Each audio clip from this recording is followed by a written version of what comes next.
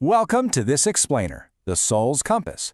Today, we're embarking on a journey together, an inward descent and a radiant return. I want you to imagine, just for a second, that resting at the very core of your chest is a compass. Now, it doesn't point north or south. It points inward. It points to a profound, timeless wisdom that has literally always lived within you, waiting patiently. Kind of like a quiet seed resting in the dark, nutrient-rich soil of your own being. You know, our goal today isn't to teach you anything brand new or to hand you another heavy textbook of rules to follow. Rather, it's just to gently guide you back, to return you to a gentle, healing truth you've actually always known in your bones, but perhaps, in the absolute rush of the modern world, you've temporarily forgotten. So who is listening when life speaks to you? Just let that question hang in the air for a second. There's this silent, ancient river of inner wisdom constantly flowing through us. Life whispers to us all the time, right? Through intuition, serendipity, those sudden, beautiful moments of clarity. But we're so often caught up in the concrete noise of daily survival that we just dismiss this benevolent voice. We brush it off as mere coincidence, or, and this is much more heartbreaking, we ignore the breathtaking beauty of what it's saying because we're terrified that a love that profound just feels, well, too good to be true. Okay, let's dive into this with Chapter 1, The Forgotten Inner Voice.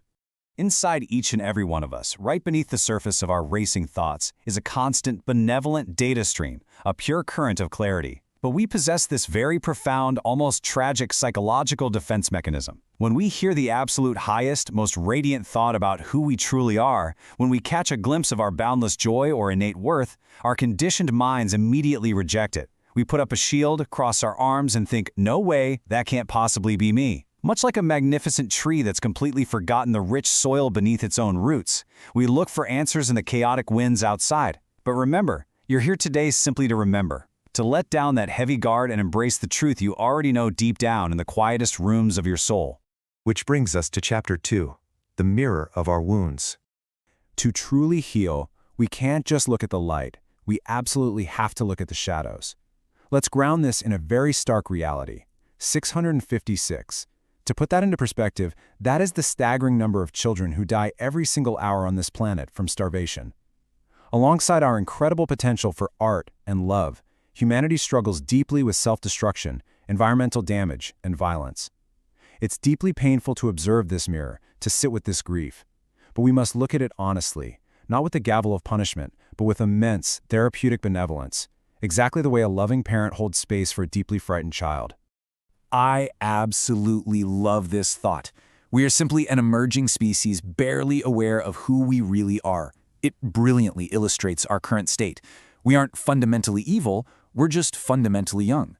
We're stumbling around, acting a lot like a 3-year-old child who accidentally knocks over a heavy glass of milk. You don't fiercely punish a 3-year-old for lacking coordination, right? You get down on your knees, you hold them, and you help them clean it up. We are an incredibly young, deeply wounded collective in desperate need of therapeutic healing, bottomless patience, and fierce, unconditional compassion. So, Chapter 3, The Realm of Contrast. How do we actually begin this massive healing journey? Well, it starts inside. Now, what's really interesting about this slide is the stark contrast it presents about our true nature. Are you simply a chemical creature, just a random collision of biological cells whose only focus is finite survival in a hostile world? Or are you a spiritual entity, a timeless consciousness, a beautiful soul simply utilizing a physical body and a complex mind as temporary tools to navigate this earthly experience? Choosing the latter completely reorients your entire existence. If we recognize ourselves as spiritual entities, we realize we're currently navigating what we can call the realm of the relative. It's a deeply beautiful, necessary paradox. The soul, in its natural state, is pure light and pure love. But to actually experience that light, it needs a background of darkness. Just as you literally cannot see the breathtaking brilliance of the stars without the deep, dark velvet of the night sky behind them, our souls need the stark contrast of this physical realm. We need the profound joy and the bitter sorrow to fully remember and experience our own radiant light. Moving on to Chapter 4, 4 Anchors for the Soul. Navigating this immense contrast requires deep, unshakable roots, because the storms of the mind are powerful. So think of these next 4 questions from our source material as therapeutic anchors, designed to ground an anxious mind every single morning. Question 1. Who am I? Tomorrow morning, as you look in the mirror, I urge you to ask this. Are you ready to shed the false self? To identify not just as your job title or your past trauma, but as an individual, radiant expression of divinity? Question 2. Where am I? Actually, scratch the idea of a physical location. We're not just talking about your city or a physical room here. You are purposely situated in this physical realm, this magnificent school of contrast, specifically curated for you to learn, evolve, and actively sculpt your own spirit. Question 3. Why am I where I am? I invite you to consider a truly radical, empowering thought. Your soul intentionally brought you to this exact moment, to these exact frustrating challenges, for a specific, elevated reason. You are not a victim of circumstance. You are exactly where the soil is right for your unique blossoming. And the final question, what do I intend to do about that? Your answers to these 4 anchors shouldn't be rigid. They'll breathe and change from day to day, maybe even hour to hour. But checking in and answering these fluidly each morning, it radically accelerates your psychological evolution. It shifts you from living completely unconsciously to living dynamically and intentionally. Let's move to Chapter 5, Becoming the Wellspring, and see how this builds into something truly magnificent. Because once you anchor your own soul, you arrive at this beautiful realization. Your life isn't actually just about you. It's inextricably linked to everyone you touch. There's a fundamental law of inner alchemy here. What flows through you sticks to you. So the crucial point is this. If you deeply desire more love, more clarity, or more warm companionship in your life, you can't just sit and wait for the world to hand it to you. You must actively become the wellspring of it for someone else. By giving that love away freely, you suddenly realize you possess the infinite rushing source of it all along.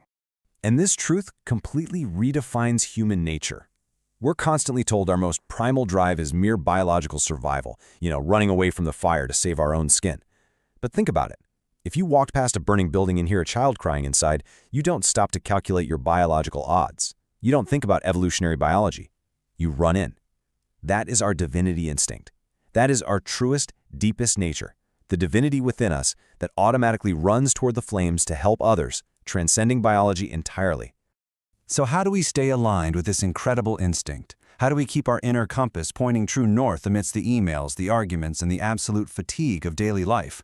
Well, there's a simple, practical tool, a magic question to ask yourself before any choice, big or small, whether it's how to respond to a bitter argument or what bold path to take in your career.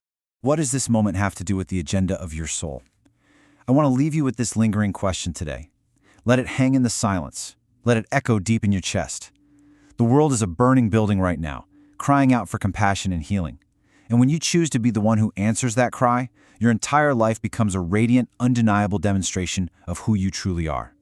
Thank you for joining me on this explainer. Keep listening to that silent, ancient river, and keep asking the deep questions.